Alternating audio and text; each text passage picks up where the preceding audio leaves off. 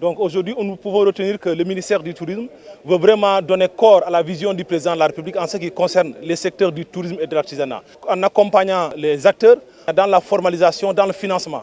Donc le ministre a dit vraiment des choses très importantes en ce qui concerne le fait qu'on va placer vraiment les acteurs au centre. Parce que le ministère du Tourisme ne pourra pas faire tout seul. Il faudrait que tout ce que le ministère va faire soit fait avec les acteurs, en accompagnant les acteurs, en les écoutant, en les aidant à se formaliser, à faire en sorte que les acteurs eux-mêmes puissent porter le développement du tourisme, puissent porter le développement de l'artisanat dans la région pôle. Oui, ça on ne le dira jamais assez. Ne serait-ce qu'en évoquant le nom Casamance, on sait que c'est une localité vraiment riche en beaucoup de potentiel, surtout l'écotourisme, le tourisme culturel, le tourisme fluvial, le tourisme insulaire. Donc la Casamance a vraiment un grand potentiel. Depuis très longtemps, le Sénégal s'est focalisé sur le tourisme balnéaire. On a assez vendu la plage. Aujourd'hui, il faut maintenir le tourisme balnéaire qui est un bon produit. Mais aux côtés du tourisme balnéaire, essayer de faire en sorte que les autres secteurs puissent être développés tels que l'artisanat. Maintenant, le ministère du Tourisme a un plan sur 5 ans. Ce plan pour 5 ans, c'est l'accompagnement du secteur.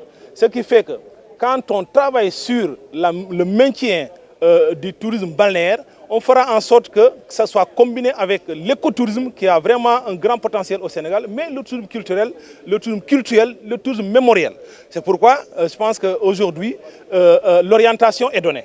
L'orientation, c'est mettre l'acteur au centre, mais ensemble avec les acteurs, booster le secteur et faire en sorte que les jeunes puissent être fixés dans le terroir, mais en leur trouvant du travail dans le tourisme et dans l'artisanat. Et le tourisme étant un secteur très transversal, s'il se développe, ça veut dire qu'on va noter un développement dans le côté transport, on va noter un développement dans le côté culture, on va noter un développement vraiment dans beaucoup de secteurs. C'est pourquoi le ministre est clair. Ce qu'on va faire, c'est continuer ces tournées, partager la vision du président de la République, mais vraiment renverser les tendances au lieu que ça soit du top en down, mais que ça soit du down on top. Maintenant que les grandes décisions viennent de la base vers le sommet et non du sommet vers la base. Oui, le tourisme c'est un tout. Quand je dis qu'il faudrait aux côtés du tourisme balnéaire développer l'écotourisme, ça veut dire que l'écotourisme se fait avec les espaces protégés.